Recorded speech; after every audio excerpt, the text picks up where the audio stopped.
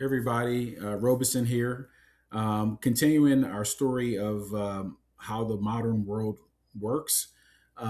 We are kind of divvying, we talked a little bit in the past about piracy, the establishment of the Admiralty courts, some of the original, you know, uh, initiatives coming out of Scotland after Great Britain was formed, when James I became the monarch of both Scotland and England, and we see as the formation of the British Empire comes into the fore that their special skill, the British, their special skill is administration.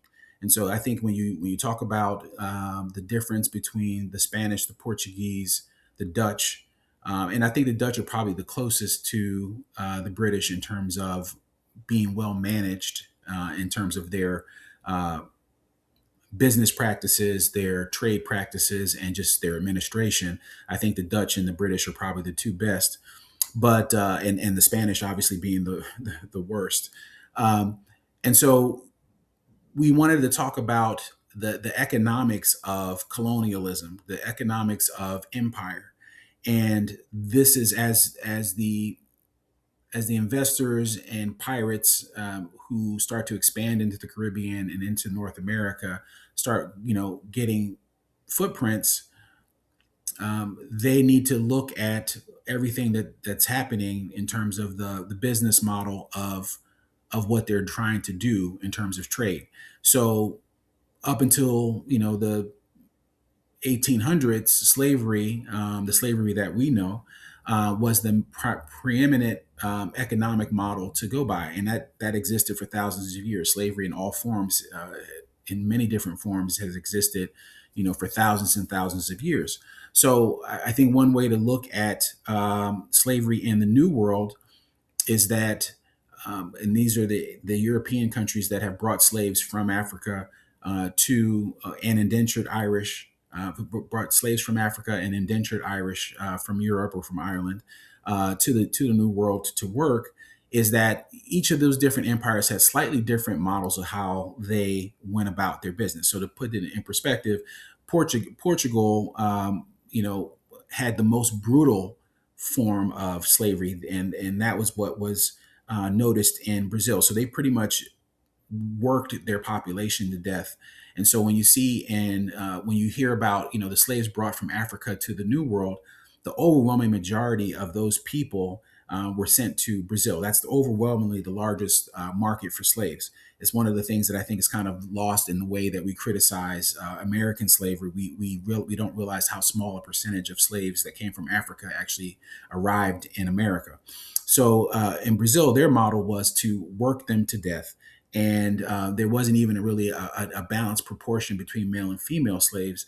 They worked the workers, and then they would replace them in whole. And so that is a very inefficient model if you're looking at it from a business perspective. Obviously, we're talking about human beings, and so we don't want to diminish their humanity. But in order to understand why a system like slavery, predominates, we have to kind of detach our own personal feelings and look at it from the lens of an economic model, right?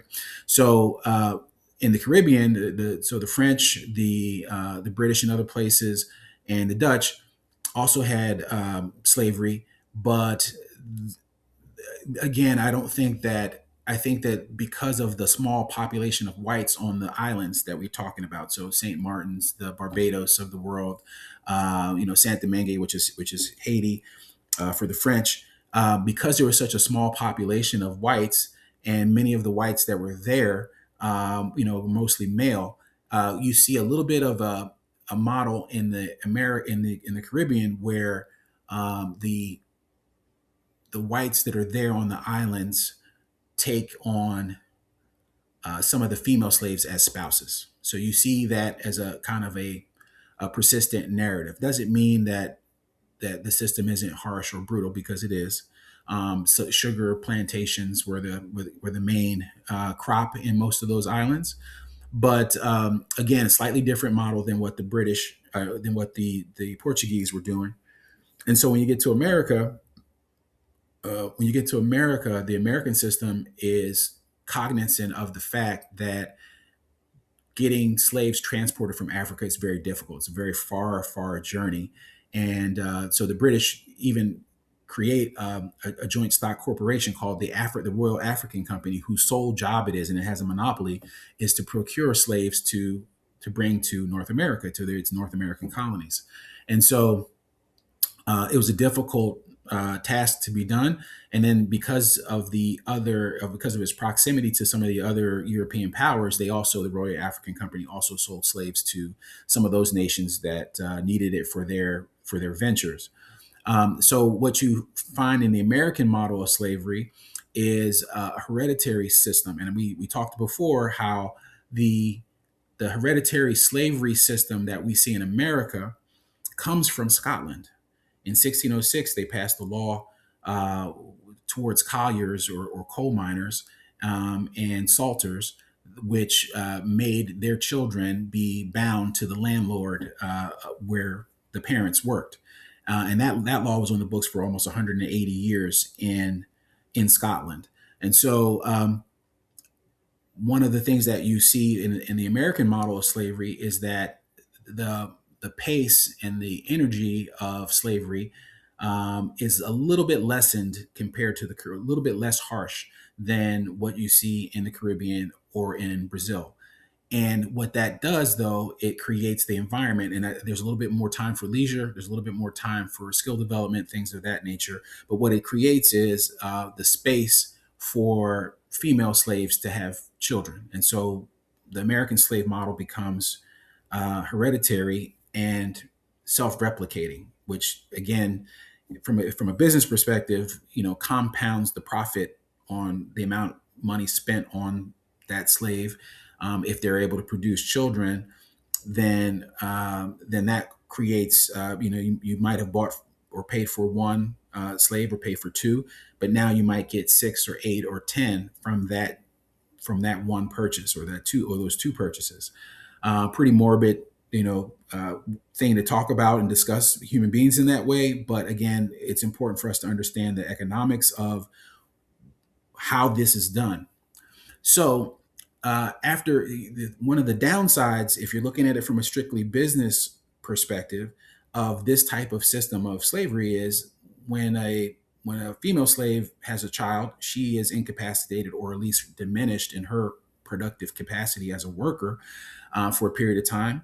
As she's pregnant, she might be able to do some things, but after a certain point, she might not be able to on either side of the birth, right?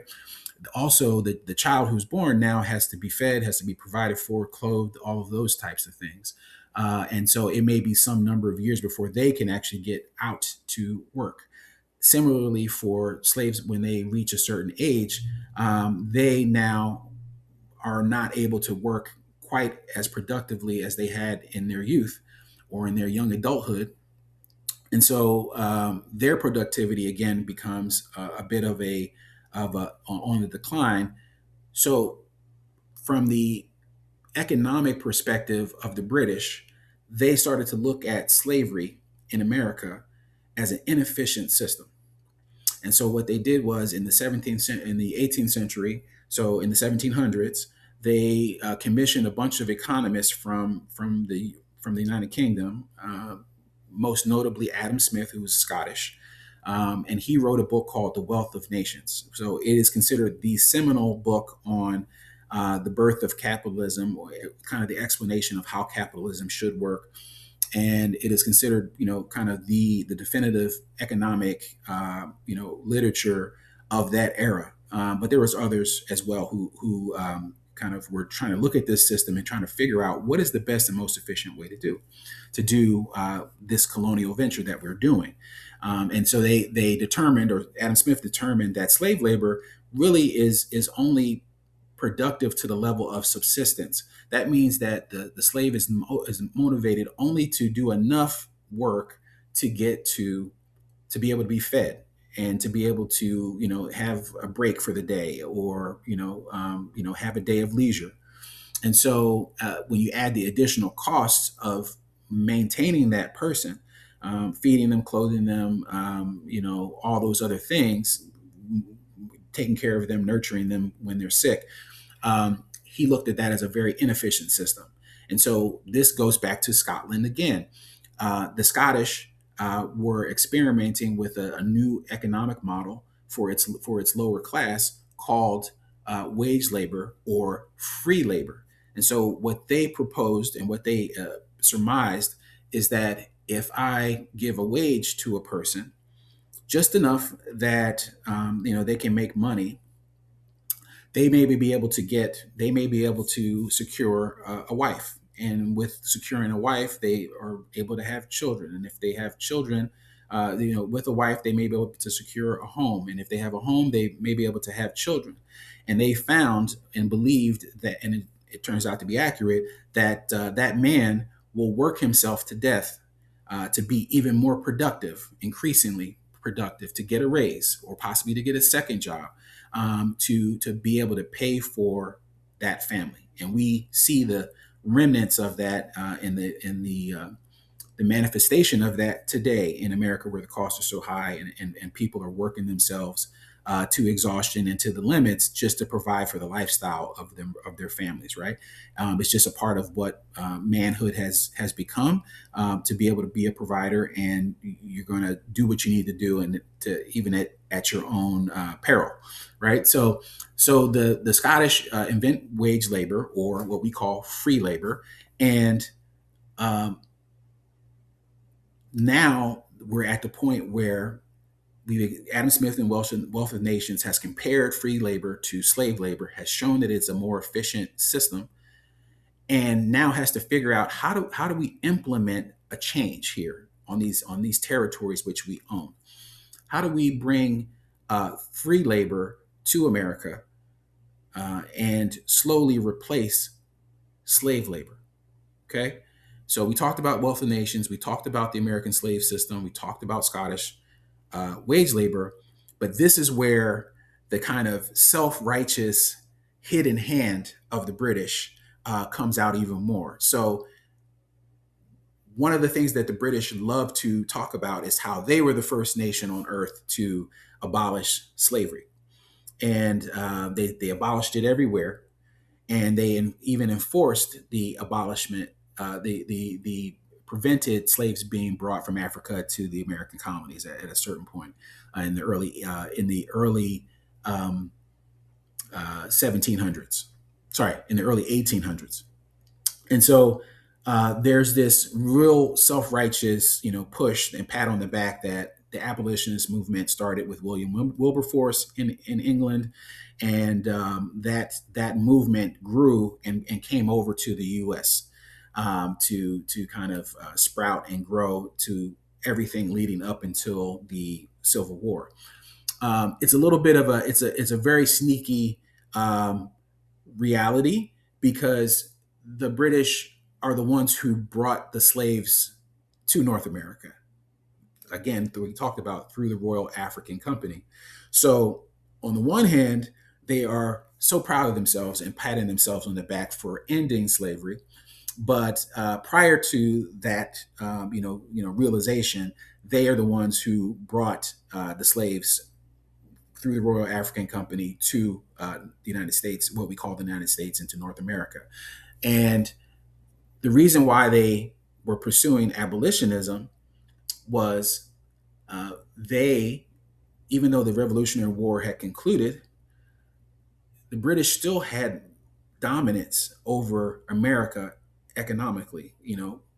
The the Revolutionary War ended in 1789, and immediately the Church of England becomes the Episcopal Church. So that's the major cultural institution of the United States at that time. Was the Church of England prior to the Revolutionary War, because that was the main religion. And so after the Revolutionary War is over and the United States is formed, that church becomes the Episcopal Church. Okay. And from that, but it's still loyal to the Church of England. And the Church of England is the head of the Church of England is the King of England, right? So we can see here that there's a little bit of chicanery going on. So with the Church of England morphing into the Episcopal Church, at least on the American territory, the Episcopal Church then begins to fund other churches, most notably the Methodist Church, right, which becomes very kind of a church for the middle class and is very heavy on proselytizing and um, getting the word out on social issues. And so the Methodist Church then funds and supports the rise of another church, which we would call today the Black Church, and that is the African Methodist Church. Sorry, the African Methodist Episcopal Church. Do you see that? Methodist comes from the church. Methodist comes from the Episcopal Church, and then it's the Episcopal Church. So African Methodist Episcopal Church, AME Church, which is what we know. There are AME churches all throughout the United States, but most people do not know. And it was formed. Richard Allen from Philadelphia, I'm from Philadelphia, was the founder of that church, and it spread all through the America at that time in the early 1800s. But if you really look at the hidden hand, all of these institutions are British influence, and so the abolitionist movement that we know about comes out of this AME network. So Phyllis Wheatley, Frederick Douglass, and so many other, Olaudah Equiano, all of these people, these great 18th century Black public figures that spoke out about against slavery, come out of this British system. And it's once you start to see the strings, it becomes very compelling and very interesting to see how what we believe about the Civil War, about the Revolutionary War, is misleading. That yes, Americans physically took the land back from the British, but the cultural institution, the dominant cultural institutions, through the churches, which is where the social issues were coming from, and the dominant economic system, which is Wall Street, which was completely, dominated by British financiers, was run by England. So even though America was technically free from England, at least from the crown, most of the inner workings of the country were still dominated by the British. And so British-led abolitionism, now we look at it now as a cynical play to do what the British do best. And there's a concept that we hear and we've heard about when it relates to how colonial powers would dominate its subjects. The theme is called, or the idea is called, or concept is called divide and conquer. So when you see that the British, through their cultural influence with institutions that they have funded and support, and that are loyal to the Church of England, they are pushing abolitionism in areas that are receptive to it. So typically in the North, right? While at the same time being the number one customer of the slave system in the American South. So how can that be? How can the British be encouraging abolitionism? How can the British be encouraging abolitionism in the North and being the prime customer for cotton and for the slave states and slave colonies in the South? Because the concept of what they do in places that they want to control is they divide and conquer. So I hope that kind of comes together a little bit, and we can probably make another video on this just to kind of break it down even further, just so that it can be more straightforward. So this is where the free labor movement in the North develops, and most notably in Massachusetts. And truthfully, free labor makes sense in the North because the agricultural capacity is just not there, and so their focus is more industrial, commercial, and other types of corporations and businesses instead of just agriculture. So this is really the foundation of the divide that leads to and culminates with the Civil War in the 1860s, 1861. So the free labor movement, again, is British influenced.